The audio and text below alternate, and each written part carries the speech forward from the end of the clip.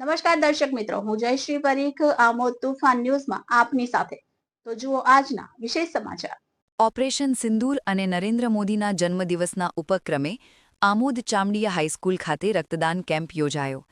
Amod ચામડીયા high school ખાતે આજ રોજ ગુજરાત રાજ્ય સંયુક્ત કર્મચારી મોરચાના આહવાન દ્વારા ઓપરેશન સિંદૂરની ભવ્ય સફળતા તેમજ ગુજરાતના પનોતા પુત્ર અને ભારત દેશના યશસ્વી વડાપ્રધાન નરેન્દ્ર મોદીના જન્મદિવસના ઉપક્રમે રક્તદાન કેમ્પનું આયોજન કરવામાં આવ્યું હતું, જેમાં મોટી સંખ્યામાં શિક્ષક મિત્રો અને કર્મચારીએ ભાગ લીધો હતો. આમોદ ચામડીયા હાઈસ્કૂલ ખાતે ભરૂચની યુનિટી બ્લડ બેંકના સહયોગથી રક્તદાન કેમ્પનું આયોજન કરવામાં આવ્યું હતું.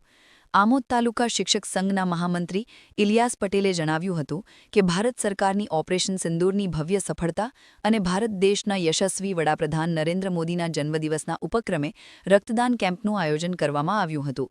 ગુજરાત રાજ્ય કર્મચારી મોરચા દ્વારા ગુજરાતભરમાં 1.25 લાખથી વધુ કર્મચારીઓ રક્તદાન કેમ્પના મહાયજ્ઞમાં જોડાવાના છે, જેમાં આમોદ તાલુકાના શિક્ષકો તેમજ કર્મચારીઓએ પણ રક્તદાન કર્યું હતું અને શિક્ષક સંઘ તરફથી 38 કર્મચારીઓએ રક્તદાન કર્યું હતું, જે લોહીનો ઉપયોગ જરૂરિયાતમંદ લોકોને આપવા માટે કરવામાં આવશે.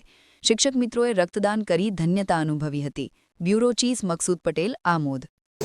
હું ઇલિયાસ એમ પટેલ, ઉપપ્રમુખ ભરૂચ જિલ્લા પ્રાથમિક શિક્ષક સંઘ અને મહામંત્રી આમોદ તાલુકા પ્રાથમિક શિક્ષક સંઘ.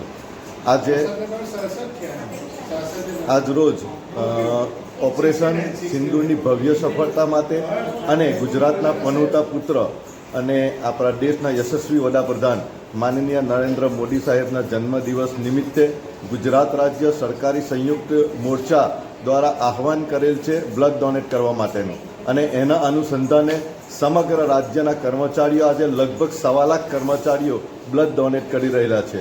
આપણા આમોદ તાલુકામાંથી પણ લગભગ 101 જેટલું રજીસ્ટ્રેશન થયેલું છે. તો આ બ્લડ જે છે એ તમામ જરૂરિયાતમંદો સુધી પહોંચી શકે, લાખો લોકોની જિંદગીથી આનો બચાવ થશે.